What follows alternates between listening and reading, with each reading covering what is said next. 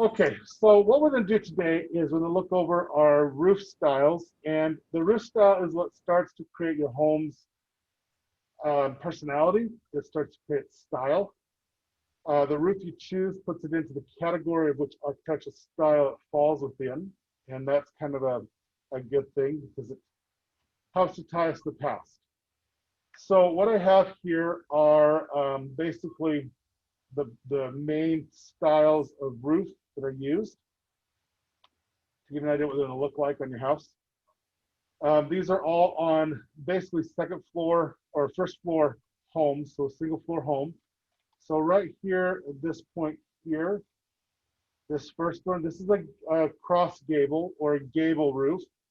A gable roof has the overhang on the end that gives the triangular look.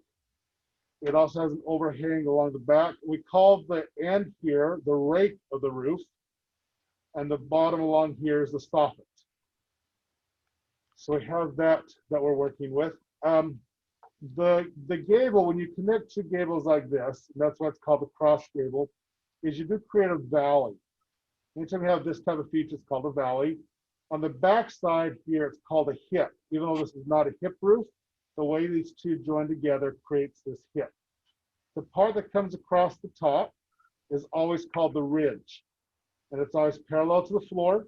It does not have to be centered on the house. Now that's it's easier if it is, especially for the first time you've done a roof, but it does not have to be centered, and that's kind of a cool thing about it. You can affect the way the roof looks by shifting that off center a little bit. Okay. Next, we're going to look at here that's sister to that, and these are the two most common, the gable and the hip. Here's a hip roof.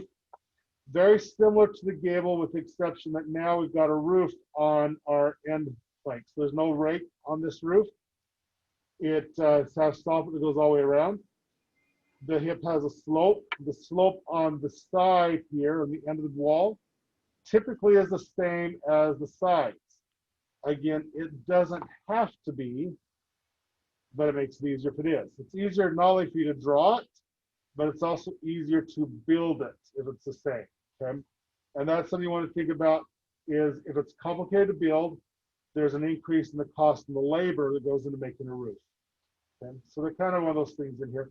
Still have the same elements, the ridge, the hip, and the valley, but we now have hips at every corner of the roof. So now we have 5 instead of the 1. Okay, you can combine the two. There's nothing in the rule book that says you can't mix and match. It's like granimals. You guys ever had granimals growing up? The little clothes that you match with the animals? No, they kind of went away in the early 90s. So,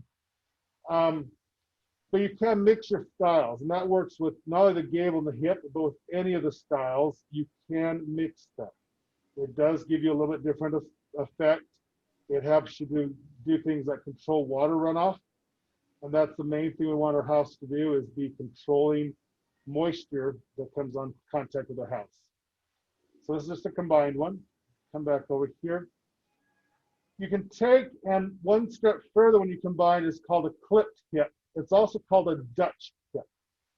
So if you put a gable and then hip just the top third of it, it goes into a Dutch hip type situation that we can see. The reason you need to go through these is you have to match these on your state skills test.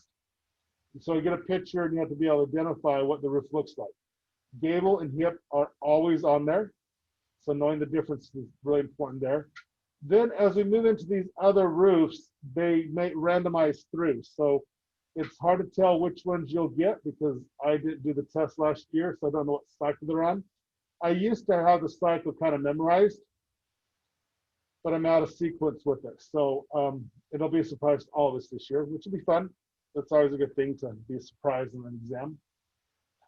But you won't be. You'll be prepared, I promise you. We're going to do a major review for all 3 tests of 1, 2, and 3. For most of you, you're taking 2 of them. We'll do them on different days, though, okay? Unless you want to do them on the same day to be done. But it's kind of a 2 and 2 tests in one day is a little bit of heavy.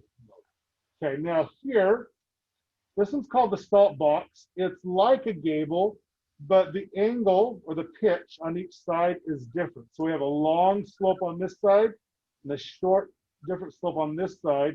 It does lengthen out over here, but the ridge is not centered. Now, the salt box, they came around in the colonial periods. When we built our original homes here in the United States, they patterned them after what was going on primarily in Liverpool, England, which is where most of our original settlers came from, at least the first wave. They left the port of Liverpool and then came to the United States, and they built homes similar to what they used to, which means they're almost all gables.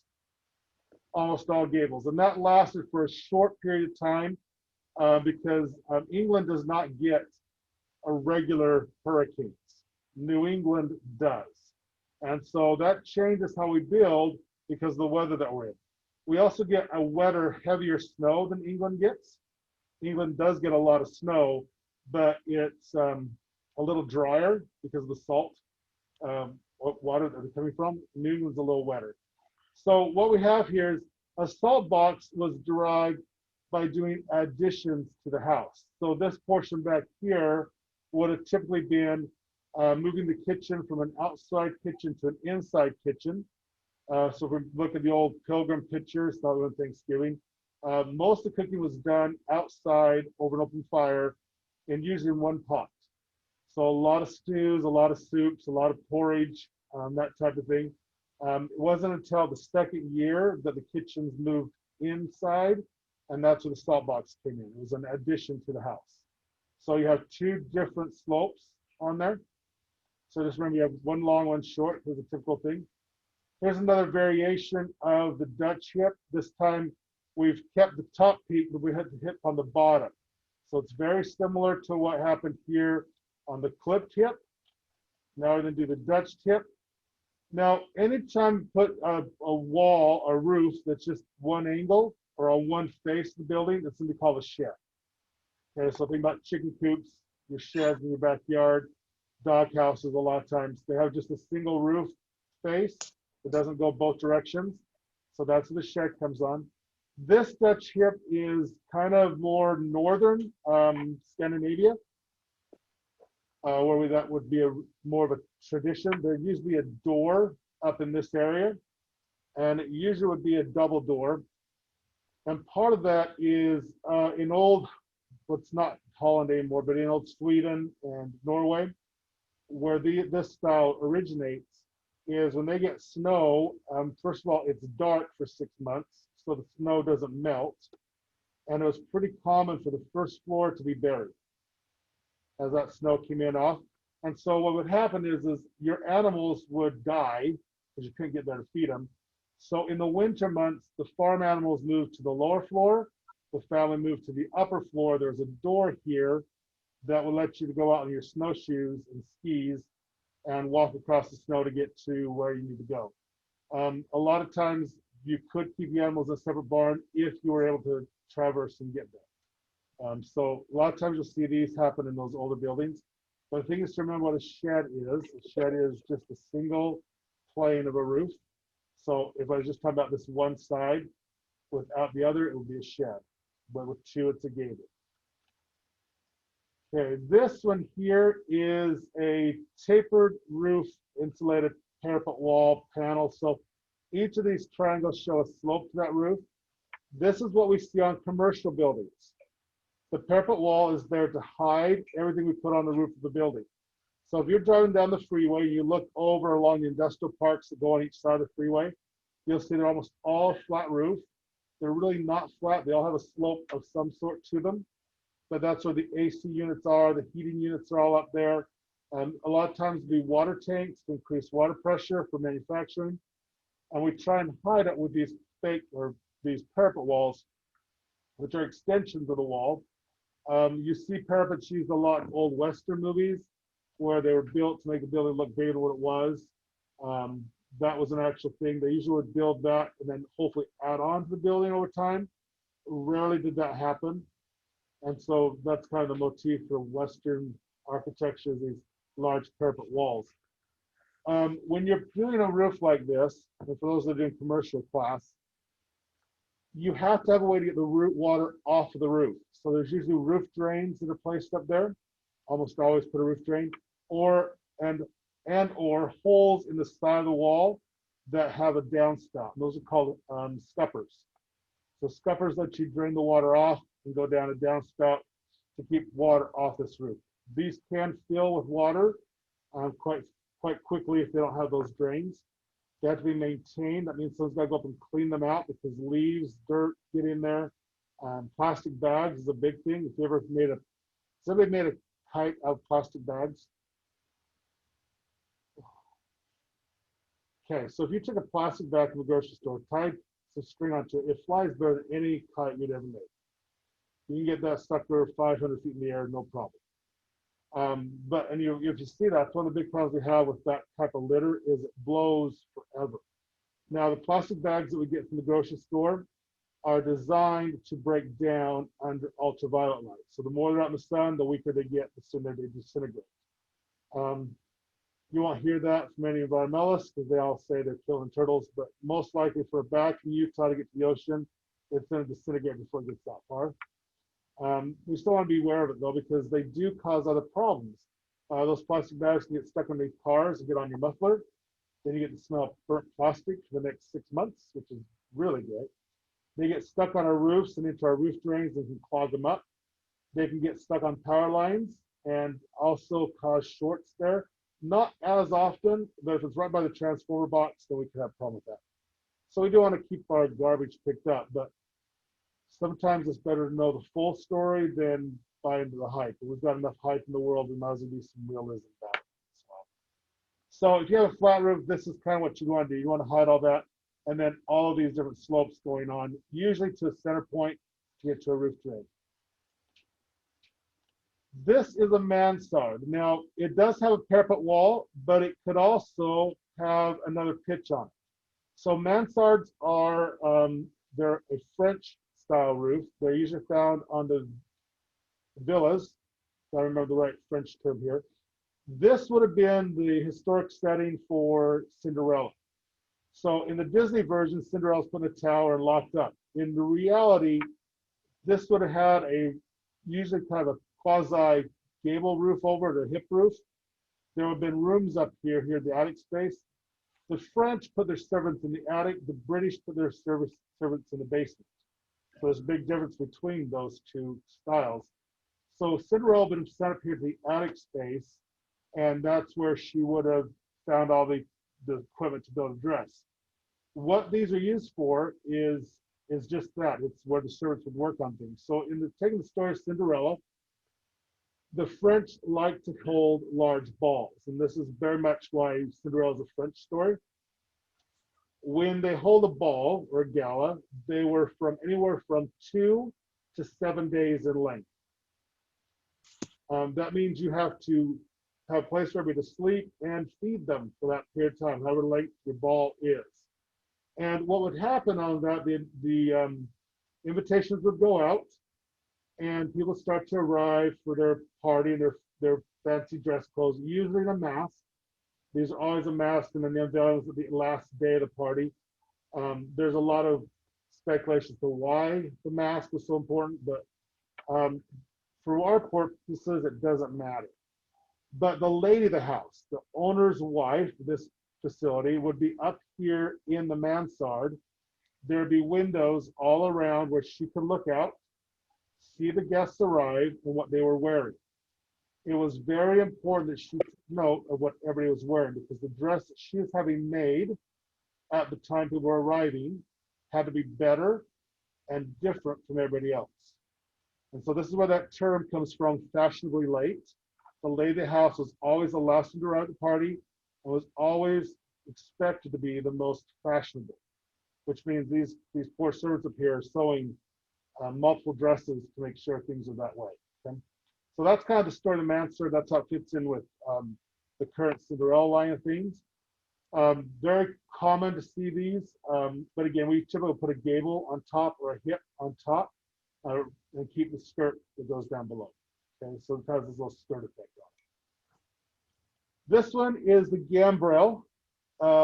often called in the United States the barn roof. Sorry, my eye is itching. The gambrel does have a multi-pitched roof. So you got a pitch on the lower and a pitch on the upper. Typically, you have two sets of pitches. You could go more, but that starts to move you into geodesic dome territory really quickly. These are these are Quaker invention, to be honest with you, out of the United States. Quakers did these for their barns. It's a variation off of the Dutch hip. The Quakers is a religious sect. Most of our founding fathers were with them. When we look at this, this allows for storage above a barn. It also allows for extra storage in the attic space. You get all the sloping you need, but a little extra. Things to remember the name on it. It's gambrel, G-A-M-B-R-E-L. So it can be a little bit confusing because you got gambrel and gable, and there's no gable. It's a now I got almost in my head.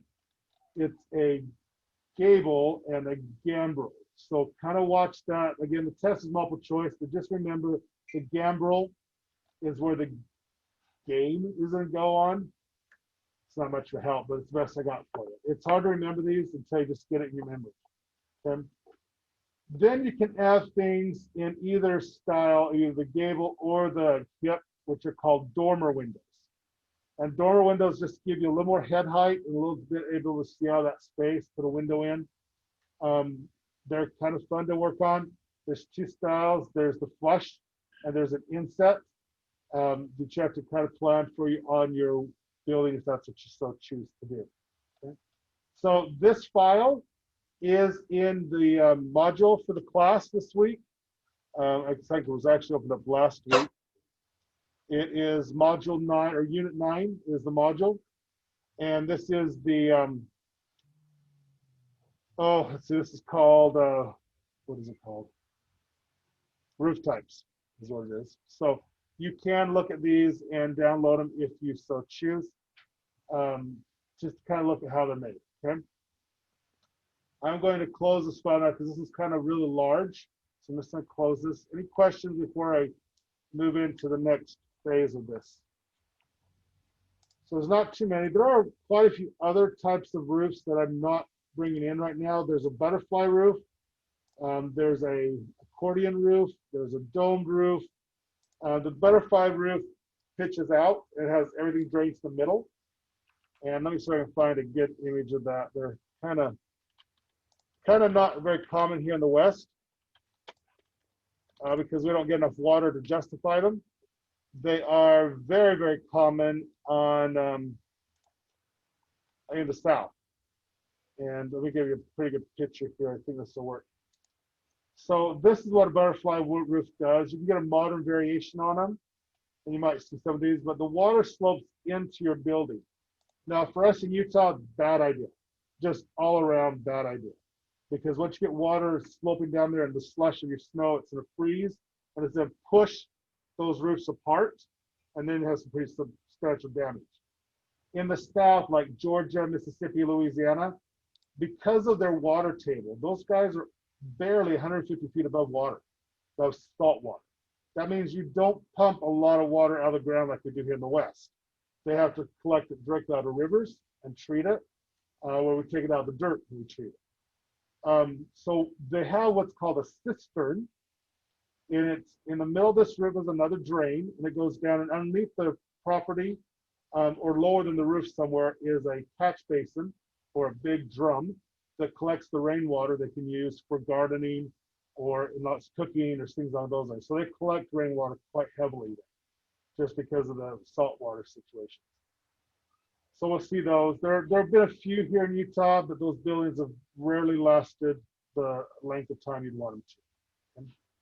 And they can become various configurations here.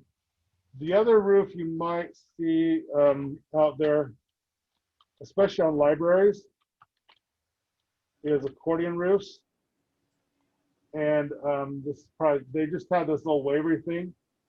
For some reason, libraries pick those up. They kind of look like open books. They kind of liked it. Most of those in our half of the United States have been removed. You do still find them in Arizona and Texas quite a bit. There's, I think, 2 left in Utah. One is at the Ogden East County Library, and the other one is up in Tremont. And it's a really small little, it used to be I don't know what it used to be. It's just a small little building out. It's just there. So you see them once in a while. There's not too many of them around, but they are there, and they do what they do. But you do have to watch water drainage on these quite heavily. So those are the other 2 you might see.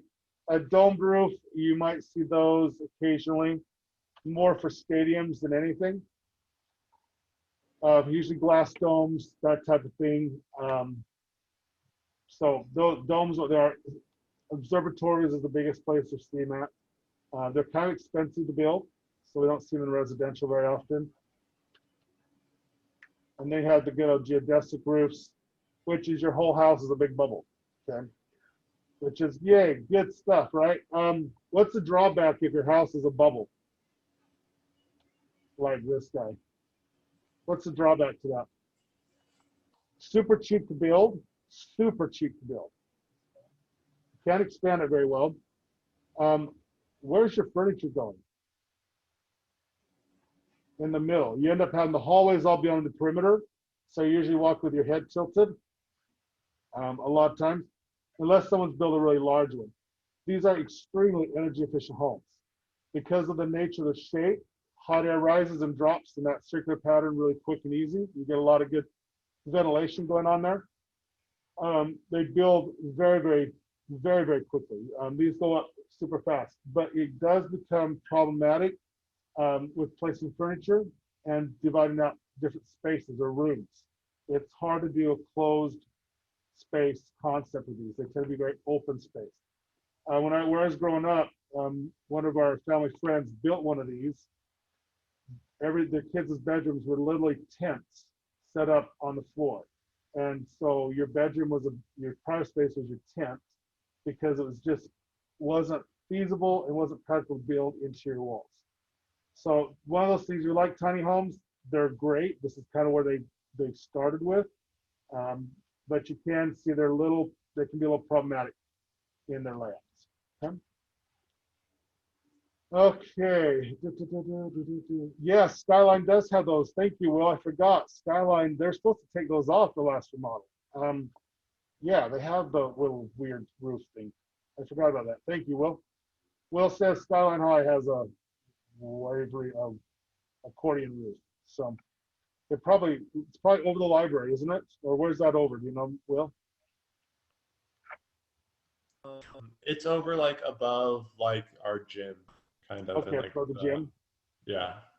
Do you know if that's leaked a lot over the years? I think it's had a few issues, but I'm not entirely sure. Okay. Yeah, that's usually been the case, is they tend to leak quite a bit. That's cool. Thanks for pointing that out. I forgot about Skyline. That's cool to remember. All right, here we go. Let's see what we can do.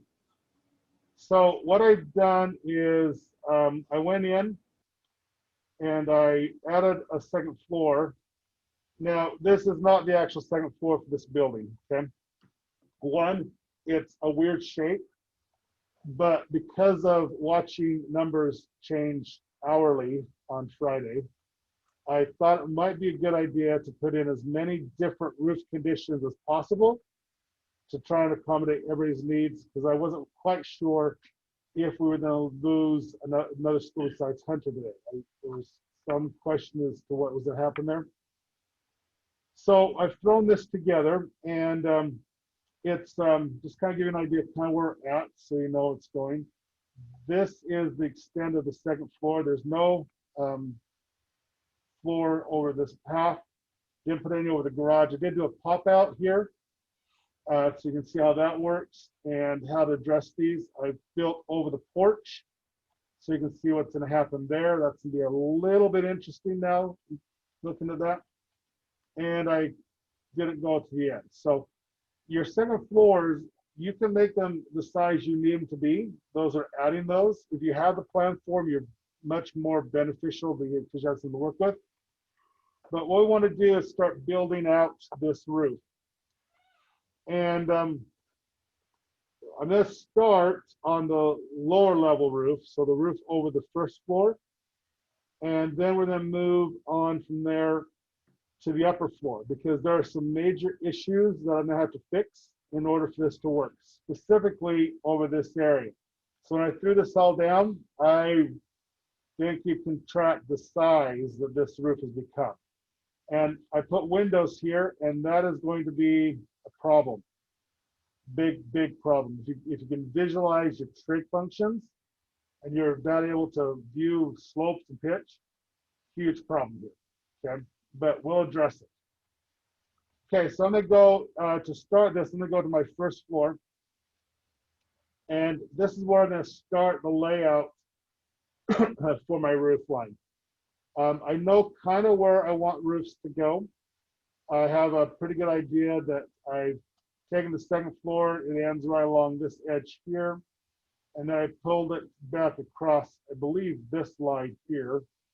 So that means if I'm going to do framing for that, big old beams involved. And then I have the porch and this back roof. So what I'm going to start with is on this back section here, this corner right here, I'm going to start with the easy roof, which is the gable roofs. So I know I've got a gable roof that I'm going to do over this and a second gable over here. And each gable is going to feed into each other.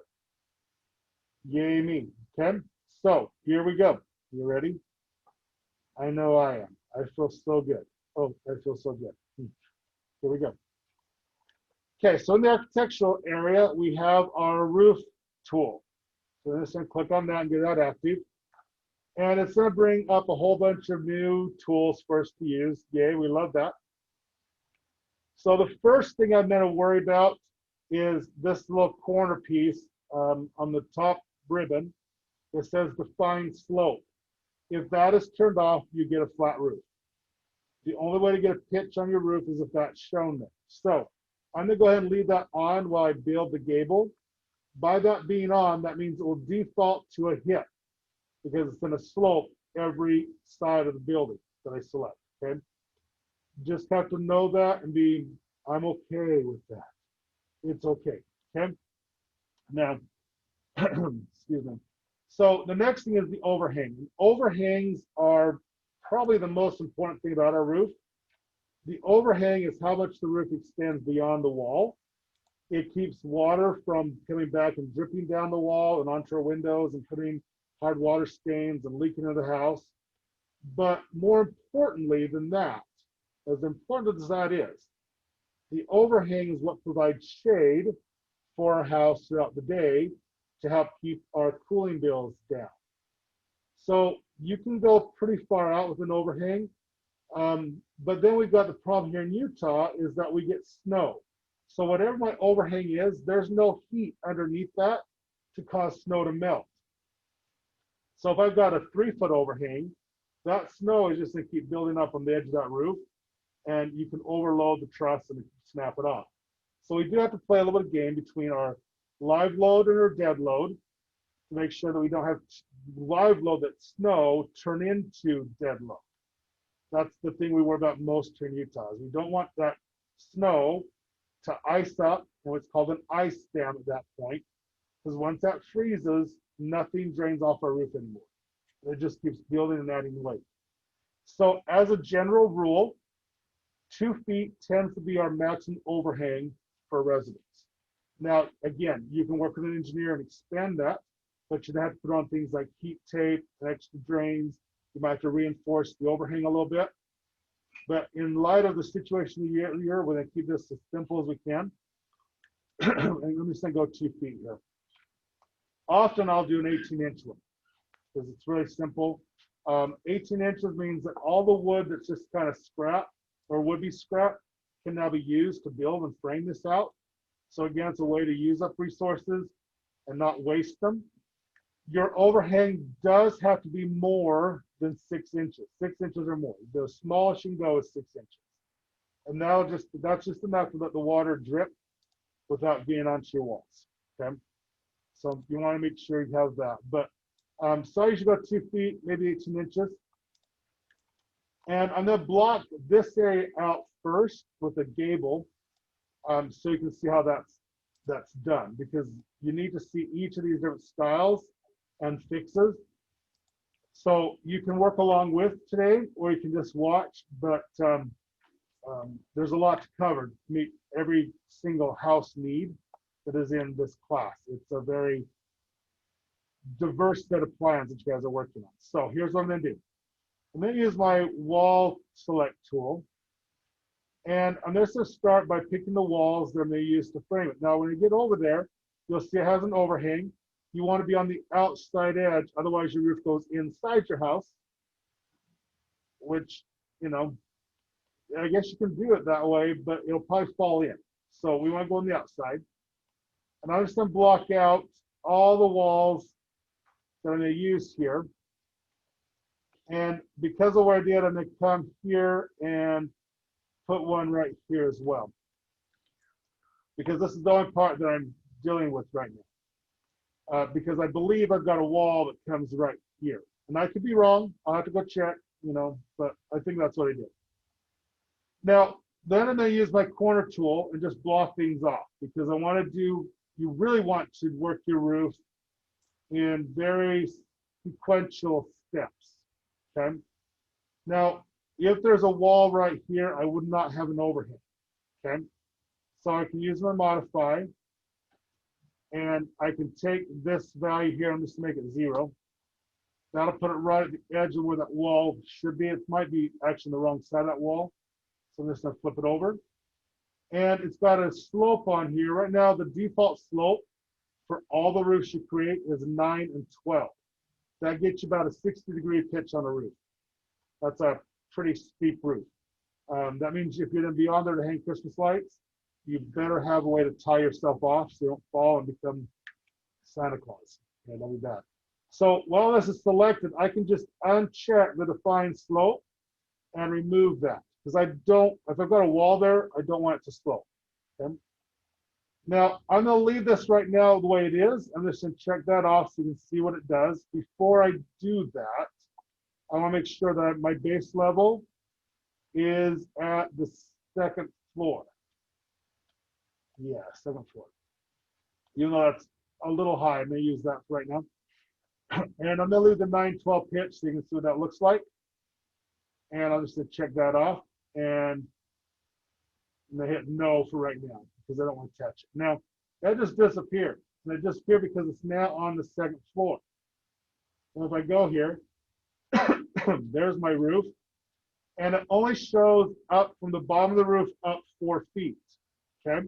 Because it's still cutting that section for the floor plan. I'm going to 3D now. I'm winging this around. Now you can kind of see what's happening here. Okay? So once I get the initial, I do a lot of my work on roof lines in 3D, because I need to see how it plays against other walls, windows that might be in play, and what's going on there. Okay, so there is my pretty roof.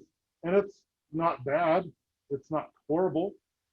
But I do want to do some changes to it. Okay, so like with our floors, we have to change boundaries. So if I select the roof here in 3D, I edit the footprint. And at this point, I'm going to make it a gable. And to make it a gable, I take the front ends, remove the slope, and on both these here. And I check that off to see if I like what I did. Yeah, okay, I'm okay with that. So now what I've got is I've got 2 gable roofs that share a roof plane. And this is a pretty common roof composite here, where you have a larger gable and a smaller gable feeding into it.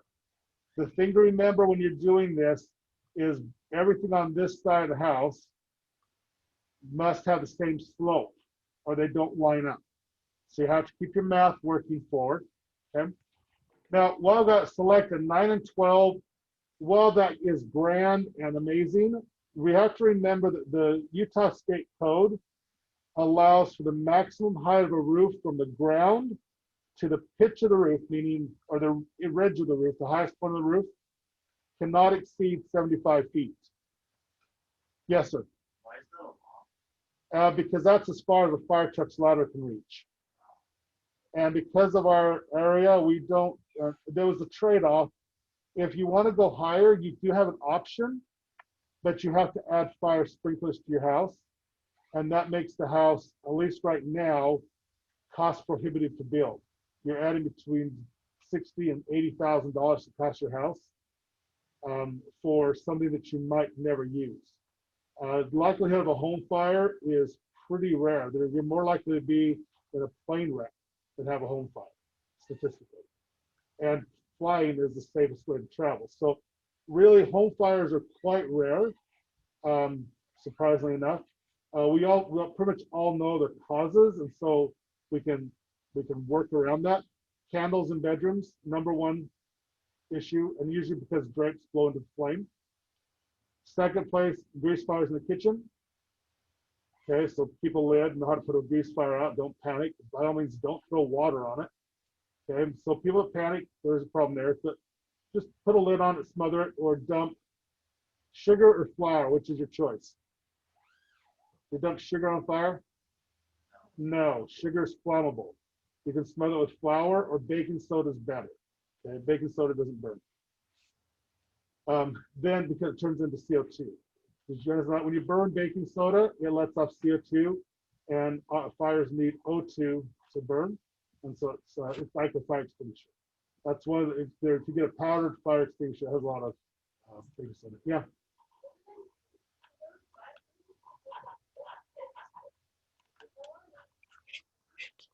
Okay, so did you change your slope then? What'd you make your slope? Because I haven't shown you how to do that yet.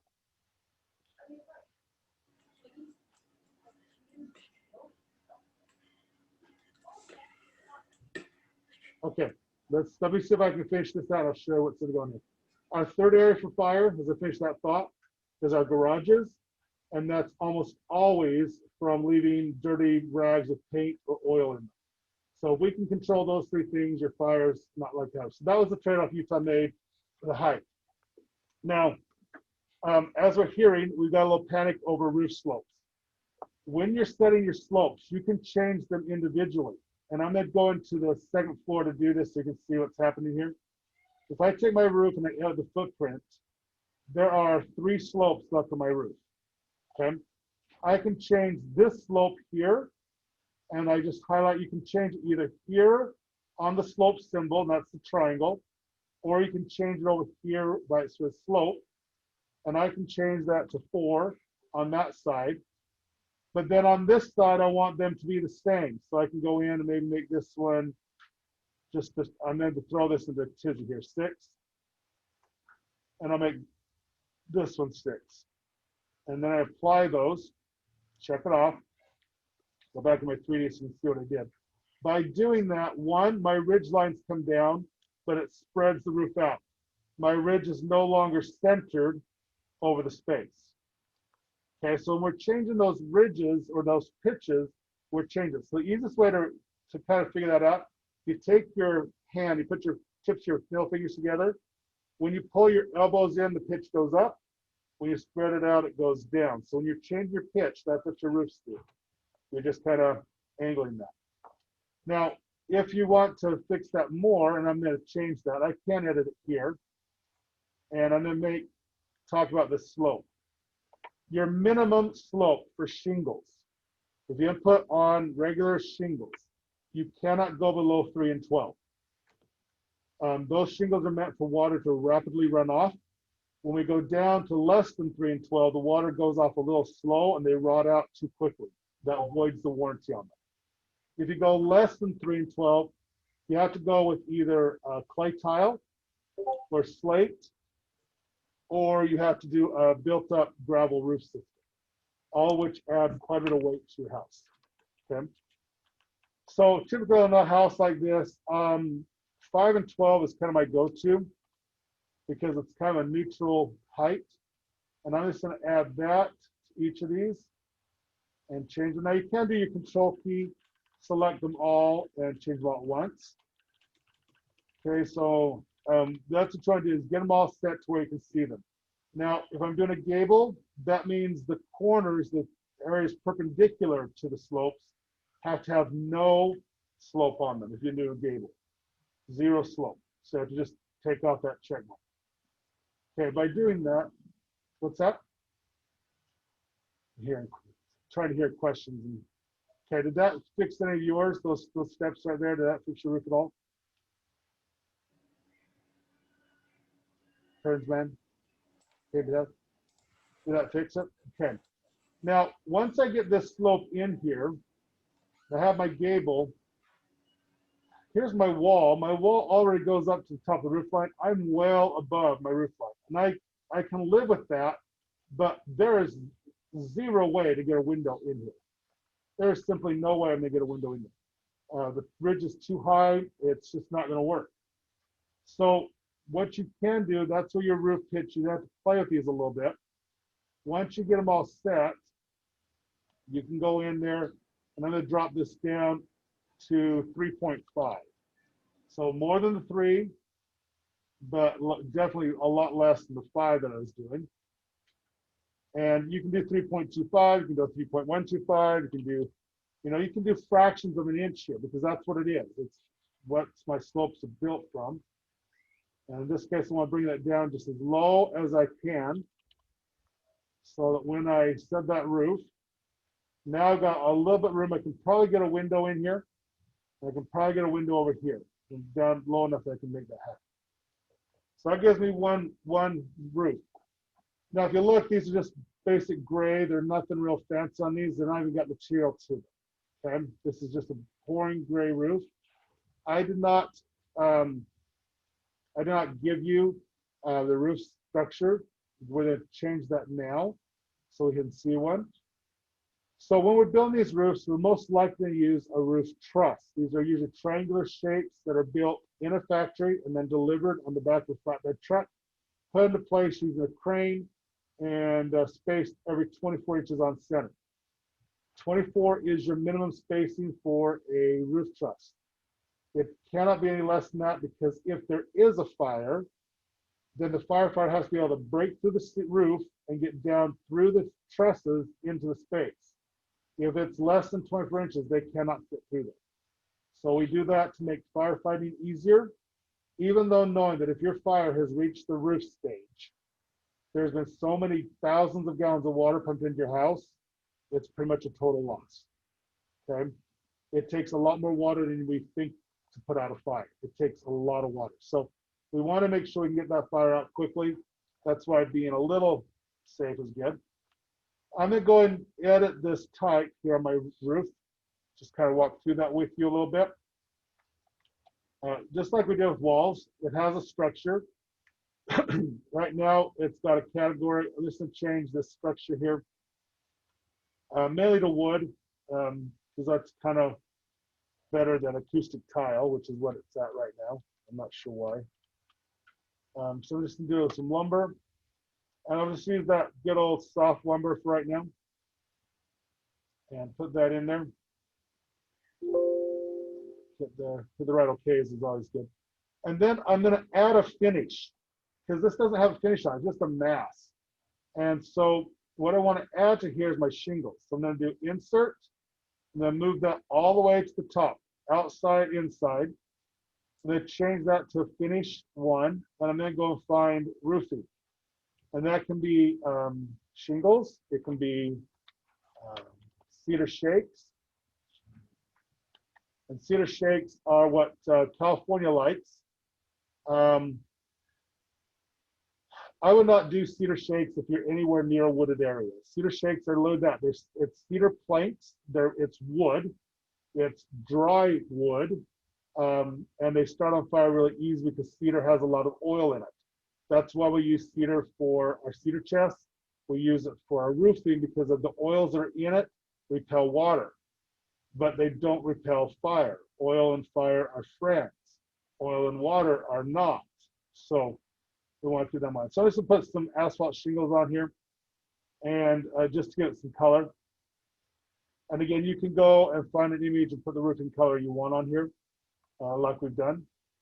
But it'll help just have, I gotta get a thickness. Shingles are between the tar paper and the shingle, they're maybe 1/4 inch. So they're not very thick. We like that. If you go with a tile roof, they're quite a bit thicker. They're more like 3/8 of an inch. But that will give me now a little bit more texture to my roof, and now I have shingles. Like it just looks better. Okay? And I got wood out here. We'll get that. Okay, now once we get your gable in place, I'm spending a little time on the gable right now because that's probably what half of you will end up doing. It's really nice that I can see into my house through my roof line. That's just really nice. And birds and bats and bees all love that. So I need to close this off. So on my gabled ends, there's a couple things we can do. And I'll tell you a couple things that I like to do. You can, if you're doing siding, and actually hold off on the siding, because I have brick down below, I am not going to try and put brick up and inside of here, okay? If I did that, I would have to cut every brick along the edge of the roof line. Every single brick would have to be cut. And that's a lot of expense. So typically, once we get to the top of our main floor wall, then I'm gonna go from there up with siding or stucco, something that's a little easier to work around this triangular shape, okay? So that's what I'm gonna do on this area here, is I put in that wall so that we can see it. I'm just gonna do that real quick here of my second floor. Actually, I'm gonna do it off the first floor so you can see where I'm going. So I'm gonna use my first floor as my template. Now, on my wall is not gonna be on my first floor, but I need to draw on the first floor because I can't see it on the second floor. Does that make sense? So I'm gonna do wall. I'm gonna go and change my wall to the exterior with the siding, right there. I'm still gonna stay at the 2x6, it just makes it easier. I'm gonna do the finished space interior. This is start this corner, and whoops, forgot to change it. Then go from the second floor, and I'm just gonna send that up unconnected. Just shoot it up 20 feet in the air, okay? Just shoot it up there. And I'm gonna start now by just tracing this off. And it's gonna chime at me a great deal, and that's fine, because it's just saying, hey, you can't see me. It's like playing, what's that? Hide and seek, but people doing chimes instead. Okay, once I get that done, I go back into my 3D view, and there's my wall sticking up.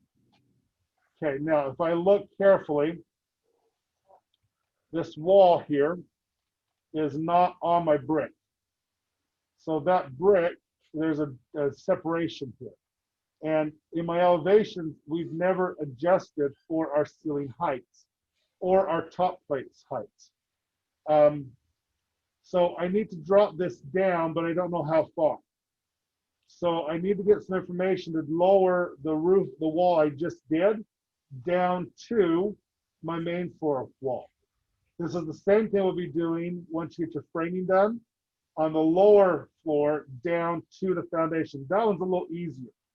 So to fix this wall, for example, I select that wall and I change my base constraint from first floor to foundation, hit apply, and now my wall goes where it's supposed to go. Okay, so that's after you get your framing there, because you won't be able to see your framing and to edit as well if you drop that down. Okay, so it's just to make it a little easier for you. You just drop those down to foundation. Easy peasy, right? Yeah, I'll remember. Okay, just change the bottom of this down. If I go here and I try and change my base constraint, I do not have anything in there called top of wall. Just don't have it. So here, I'm going to have to change that. And again, I would leave it until you get your floor framing done, but I'm going to show it to you now anyway, because you want to be able to see where your floor joists are a little easier. So in order to see this, I'm going to go into my second floor and then move my section cut over, and I'm just going to go right to that section view. And what I need is this area right here, and I'm just going to measure from the bottom of this wall to the top of this wall. and I get 1 foot 1 and 1/8. How wonderfully nice that number is. 1, 1. Okay. So I put that, write that down and memorize it because I'm going to go back and talk about it. So I'm going to come back here. This wall is going to have a base offset of a negative 1 foot 1.125 inches. Apply that, and now it goes down to where that wall would be. Okay, now the nice thing about doing this is once I get that one done, I have to do all the others the same. That's a little weird here. What's going on here?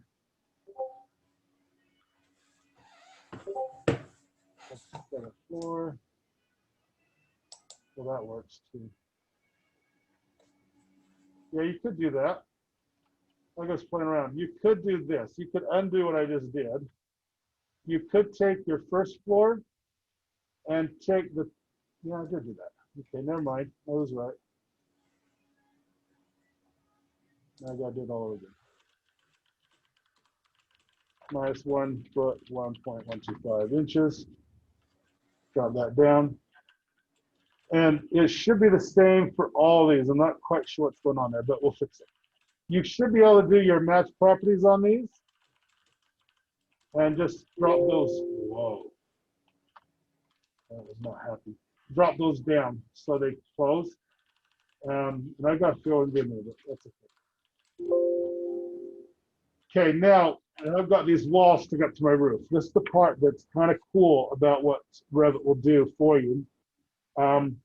One is a couple things here. My roof line is right on the second floor. I'm okay with that. You could drop that down if you'd like. That's a choice. If you are going to do a drop down, it's the same as your walls, depending on how you want to frame this. So the same negative direction. Now I'll drop that roof down. I usually do that so it sits on the first floor walls, not the floor. That way I get a little bit more room there for windows. Windows take up a lot of space. So just lower that roof down the same as your wall drop. Now, while you're here, if I select the wall, up here at the top, it says attach or top base, attached or detached top base. I want to attach the top of the wall. So I select that, and then I select the roof. And that's to drop that wall all the way down. Well, that's kind of nice. That looks pretty. My problem is in here, okay? This is the problem spot here, because this wall doesn't go down. So let me do the others. Select the wall, attach top base, select the roof. The wall trims down to it. Continue on. I'm gonna do this guy over here. Attach top base, wall, drops it down. Don't get mad at me because I did not eat order. That's fine. There's my checkoff. Enjoying there. Zoom hides half my stuff. Okay, so do that one again. Attach top base.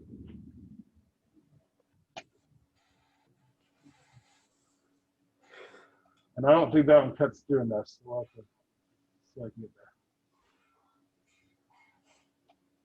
Something's weird with this one. Now, what I need is if I turn this down just a little bit so you can see what's going on there. I need to bring this wall over and cut back so I can get this all in the right place. This roof, if I look at it now, I'm going, oh, wow, that roof doesn't quite go where I want it to go. So I got some issues here that are not really pleasant because I've got this 2-foot gap that's in here.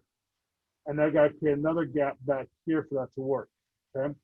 So when you're looking at this, there's a couple things you can attempt to try before you have to get in there and break it all up. When I'm breaking this roof, it's got to go up and underneath itself a little bit. So what I mean by that, if I go into my second floor where my roof shows, and I add the footprint, this wall right here needs to come down and in another 2 feet for this roof line. It's not going to want to do that. It's really not going to want to do that at all. If I take this line, I just pull it down to the face of this wall. In fact, I probably should just make, yeah, just bring that, I'll bring it all the way back to the wall here. And I check that off, it's gonna air out on me every time because it doesn't want to do this. Okay, it really hates doing this. In fact, it won't let me do it. Let me get my warning button over here. So I can just put the sketch, discard it. So then I've got to figure out another way to create this roof system. Okay, so let's talk about what we can do here. What are some things you guys can think of we could do to fix that? Any ideas?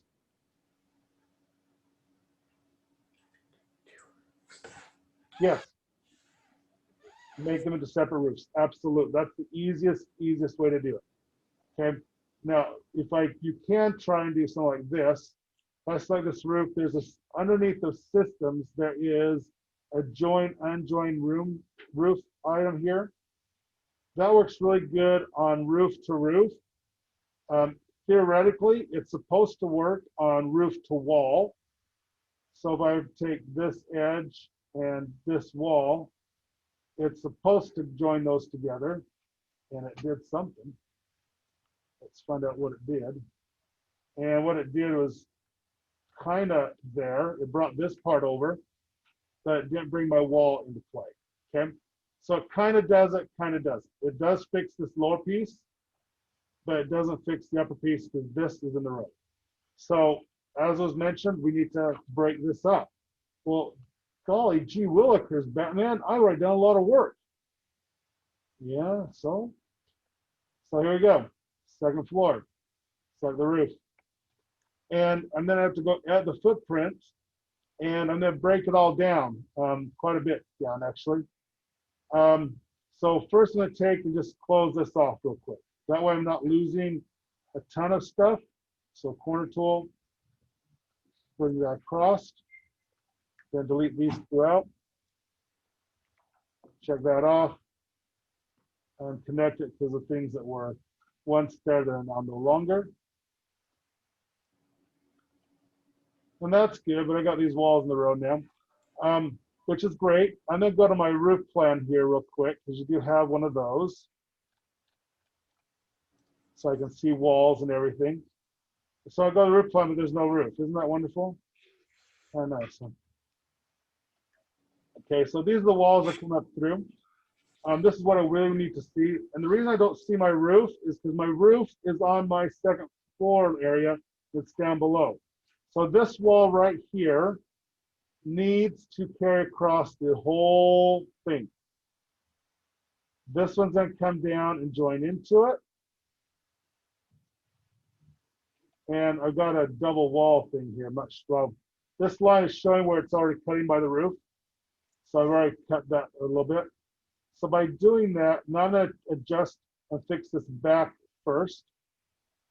So wall, attach top base, bring that down. Don't know why it's not cutting. Put it on that wall. Do the same thing here. Bring that down. Now, you can see it's still coming up over here. So I have to do it again. Whoops, not that. Select that. Okay, get it finally? So this wall has to be attached now to this side of the roof, and it's not gonna let me do it, okay? So I've got to fix that. Wow, this is more fun by the minute. Okay, here's this little guy right here, that's a wall. I'm gonna fix that one. So you don't want any walls sticking up through your roof, you can avoid it. I've got this little bugger here, that's okay. I'm gonna put a roof along there in a minute, we'll fix that. Okay, so this wall here is problematic. So I'm gonna go to my second floor. I'm gonna use my section cut. I'm gonna bring that right up in front of that wall and then flip it over. So I'm not cutting through the wall, I'm in front of that wall. When I go to the view, this is what I see. There's a wall behind me still, but this dang wall needs an education, okay? What's that? So I need to fix it. What am I gonna do to it? Well, first, if I take this wall and I extend it over to the end, then I get flipping back and forth, which is so nice. You can do your line tool and take it out to the face. That sometimes will fix things, but notice it just keeps flipping back and forth, back and forth. The reason it's doing that is the thickness of the two walls is different. One is almost 10 inches because of the brick. The other one is just about 7 inches because it's siding. So what you're gonna have to do is going to modify the wall and edit the profile.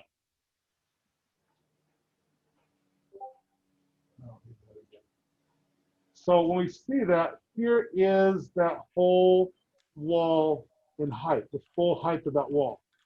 And I want to get that wall down, so I'm going to do some adjusting here, get back to the stud side, take those constraints off.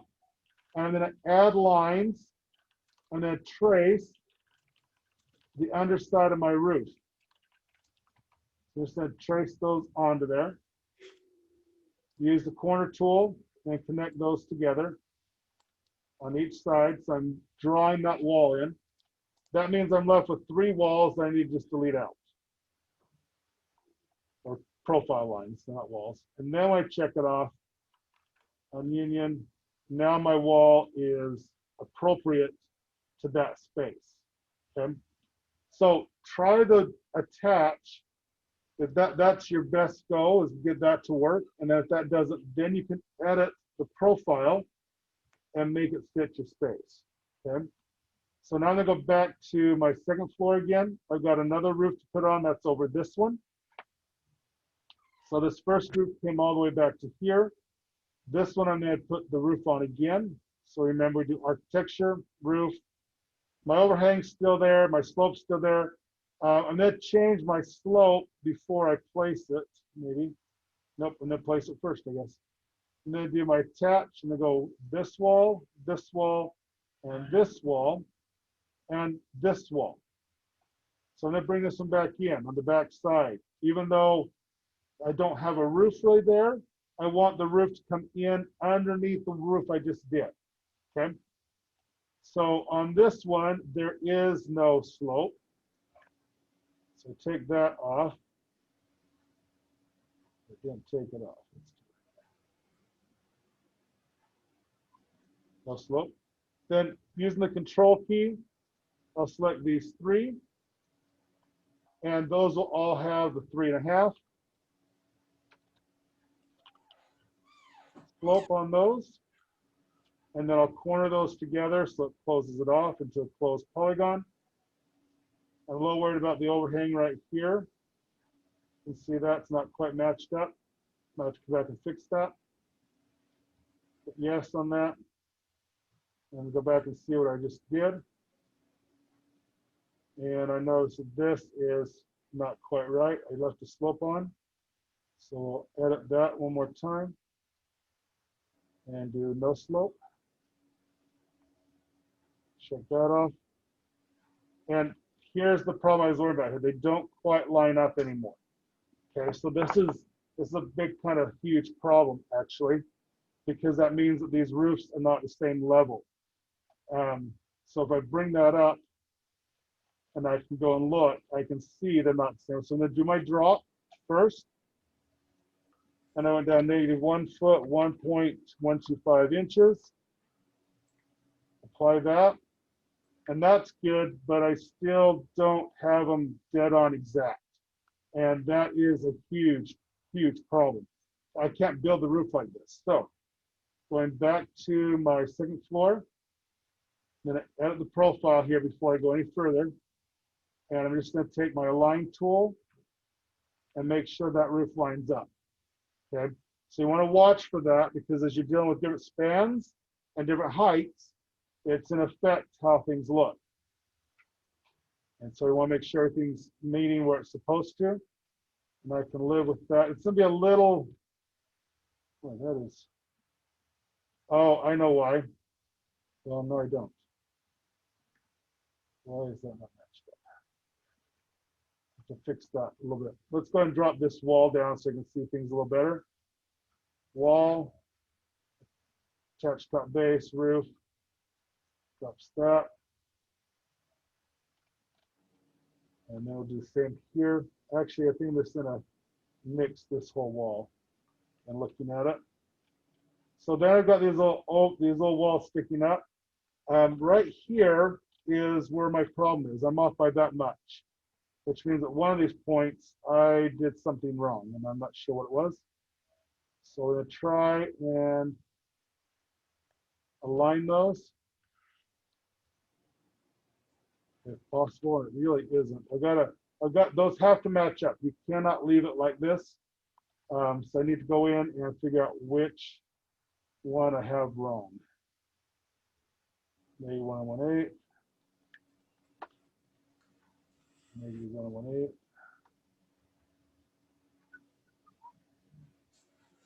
I'm going to take off the 8 here, raise it up. It's a little better. Take off the inch. That's a lot better. So you have to go and maybe measure that out, find out why your difference. I'm still not perfect. I'll work on that. Then these little lines here, these walls below, still do your attached top base, drop that down on each so they're not sticking up through. Okay, so that finishes off this side. Okay, easy peasy. Let's do something a little more complicated. And that's over here. I've got to wrap around this whole thing on there. And what questions do you have at this point? Because I could keep going on demo mode here for another hour at least to get all this roof on here. What do you need to know as we get moving forward here? Yes.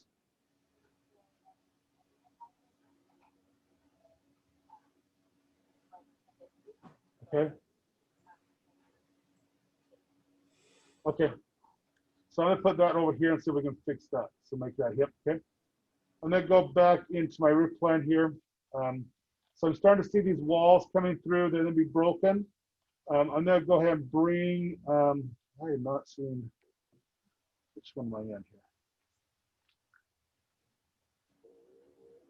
Not sure why I really could see. Let's go back to the second floor, I guess. And I've got my roof here, and I'm seeing it's all in the road. I want to work over here right now, and I know it sticks out.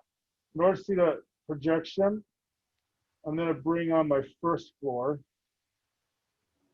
so I can see where I'm working here a little bit. And once I get in preview, then I can use it. So I'm just going to work on this piece here next. I'll make it the gable first. So back to my roof. I'm going to go ahead and put on my slope, keep the same overhang, and then pick this wall, this wall, this wall. Just take that all the way down. Yeah, and I can actually do some weird stuff here. Well, let's call that good enough. Then I draw a line with no slope. When you go to line mode, your slope disappears until you manually put it on. So I'm just going to turn that slope off, no overhang. Sorry, you don't have an overhang with the line. So I'm just going to drag that across to this area, and we'll work. And again, I work on my roofs piece by piece until I get to what I want. And I'll show you the bad side of things here on the second level here in just a second. Corner tool this all together. Now what I have is I got slope on 3 sides, so that should hit this in completely. The default right now is 912. I'm gonna go ahead and change that. I'm just gonna drop it down to 3.5 again, so it matches what I've been doing. And I check that off, and I go back into my 3D mode, so I can see it. This is my roof, and I want this to be gable, right? Okay. Now you can change that here. I'm gonna switch so it's not so colored, so it's a little easier to see in the white mode. When I select this roof and I edit the footprint here, anywhere there's a triangle, that's a slope. So I select the wall, the line of that edge, and I just go up to the top and turn off the define slope. Once I turn that off, hit the green check mark, now it's a gable. Just just pop it in just like that. Okay. Now, while I'm working on this, I do need to take care of this over and fix this corner. So I'm gonna go ahead and do that now. I'm gonna leave this as a gable here. And I do the same thing with the walls, put a new wall in, trim it down, put this on the right level, minus the 1 foot, 1.125 inches, drop that down. So it's there, and it's gonna hang down about the same as this room over here, this larger one. What I want to do is come in over to this corner and then go all the way up to here, up to where and then take it up to the edge of the wall. So I'm gonna just edit this roof line, and I'll show you what I mean by that. So second floor, add the footprint. I'm now gonna add more walls to this. So take that wall in, it's gonna come basically to this wall. I'm gonna take that, do a line on the back side of where that wall would be. I'm gonna trace around my house. So the corner here, and bring that forward to here. I'm gonna take this wall here, this line here out, which is where the wall turned around. I'm gonna trace that line in again, it kicked me out. So this is a non-sloped edge of the roof, and then bring it right down to this front. To that point, switch back to the wall tool, get my overhang in there, so connected all together. So I'm not sloping here, I'm sloping here, I'm sloping here. This I'm gonna corner off, no slope. But I have this line running along the edge of the house. And my slope is still the 3 1/8, or 3 1/2. Now I've got some things when you hit that and you get these yellow buttons, that's your clue to fix things. Don't quit, just continue. Get your corner tool out and close off those gaps. It's there to help you, not to scare you. Check that off, hit yes. I'm gonna jump into 3D again. Now I've got a really big problem. So this slopes down into my family room here. Oh, wow, that's really nice. I'm gonna try and edit that here by adding a slope on this side. And I'm just gonna make that the same slope I've been using. By adding a slope to this one line that I didn't have a slope on, and checking that off, that brings it back up. And so now it carries over. So I've got my valley coming in here. That's gonna create a little hip here that makes that all fit together. I need it to tie into the roof here. So here I'm gonna take the edge of this roof. I'm gonna get this underneath the systems. It's the roof, the joint unjoined roof. And select this roof. Oops, wrong way around. Here, I think I have to do these separate. Yeah. Here, then here. And that pulls that corner over to close it off. So now those are joined. So if I bring the color back for you, that roof just wraps around really nice and pretty. And you will see these edges, and that's fine. But now I've got that side taken care of. So that roof just comes and just ties right into it. Okay. So it's a matter of playing your lines and making sure you understand where things are at. I've got a wall here. So we'll take that wall, attach top base, so it drops down below. Yes. A question? Okay, now the front of the house is a little bit bigger issue. So when I get to the front, I've got building over my porch, but I want to wrap this around again. And I've got this ceiling over here. So things are a little more complicated. Because I think I'm losing like half of you falling asleep at home already, I'm just gonna do a quick auto roof on the second floor. So I'm gonna go back here, and I've got this part of the house is all just extra walls. And this is gonna automatically put the roof on that. So I'm gonna go architecture roof. It's gonna be not on the second floor, it's gonna be on the roof plan. I'm gonna go in to find the slope, put that in play. Use the wall tool. And for probably 65% of you, this method will get your roof done and you can move on. Okay, it goes really quick. If you don't have a lot of weird things happening on your roof like I've done to this, a lot of ups, in and out, overhangs that are weird, you got just a nice simple rectangle on a rectangle, your life's really easy. You just have to go through, pick the walls, make sure they're all congruently connected. You should go around the perimeter. So for most of you, this is what you'll end up doing. Just come across there. Now they're all connected. They're at the roof level. I can go down and then change this to a little bit different slope and just put 4 on there. Apply that, check it off. When my 3D extruder are done. Whoops, that's a little too far down. There's my roof. And you can just, that quick, the whole thing's done. It gets all of your corners figured out for you and just does a really slick job of figuring that all out. So if you don't have anything complex, just pick your walls and then decide, oh, do you want a gable or a hip? Well, you can come in and then edit and say, well, I want this to be no slope. So now that's a gable, just that quick. You do have to fix, in the sense of the siding now, and I don't have to worry about special walls. I can do click here, attach top base like the wall, fixes that real quick. If this ridge comes above this ridge, that's problematic. You don't want ridges to be too high up, but overall, you can get those all set up and just go that quickly, okay? The situation they have is this over the garage and around the porch is gonna be a little bit more complex roof.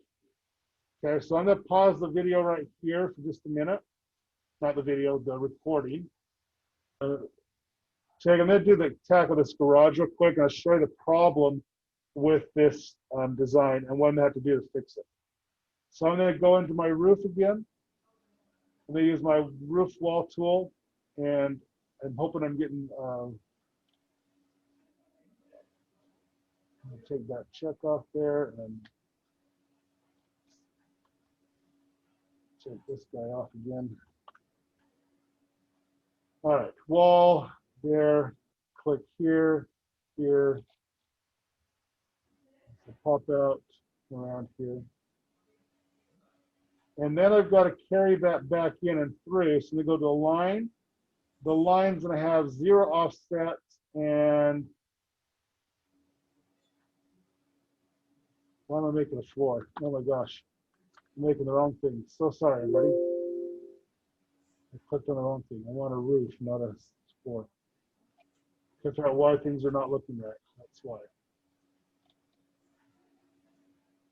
William wasn't catching it. Okay, so I do these. Then I switch to a line, and I do not want any slope or any offset. Oh, I just went into caught me. I'm so glad. Okay, then I grab and just trace around the wall here. And again, I'm leaving the slope off for right now. And I'll have to come right across to here. I'm gonna corner trim this. Now, in theory, I should have a hip in the front because of all these wonderful lines going on here, and end with a gable at the back. So I check that off, and I'm not going to connect this because of what it is. First of all, I'm still at my 9 and 12 slope, and I drop that just right to the minimum of 3. My windows are definitely the wrong spot. If this is a bedroom, there's no way I can put a bedroom with a roof this way. There's not enough space to get the required window opening. This is not a bedroom, thank goodness, but these windows are way too large. So they have to go to be something considerably smaller, which is somewhat kind of sad, actually. I don't know what to do. I'm going to try that. And then you got to raise up the sill height. So they might be something like this, just very small, little, just enough to get daylight in there, but not enough to really do much with your house. that you might want otherwise to do. So pull this one up as well. So I'm changing the bottom up so it sits at 7 feet above. So that would work, but again, now it's just like that creepy house and monster house or something. My real problem is right here. I've got a slope that's going to drop the snow all against this wall. And that is going to make it impossible to have that wall there. I've got to put something else here to change the direction of that slope, which means I might have to go in and build a roof on top of a roof to make that work, okay? So you want to, at all costs right now, do not let a slope go into a wall. Okay, they can go away from the wall, but not into the wall. So in this area right here, I've got to figure out a new fix for this.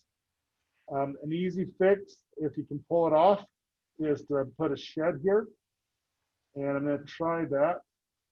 And the shed will be done by taking the slope off here as well. And let's see what that does, which takes me up high. And I'm already down to a 3 and 12. But that would be a fix. That is a legitimate fix. It's not pretty, but that would fix my slope situation. So you really want to think about what you're doing with your floor plan. The better solution on this, if I go to the second floor to show you, is that this wall continues straight across. And so I don't have this corner here for things to fall into, okay? All right, I need to give you guys some time to work. So I'm gonna fix Victor's plan. I think it just came in. I will share that process, but I'm not gonna record that fix. So I'm gonna pause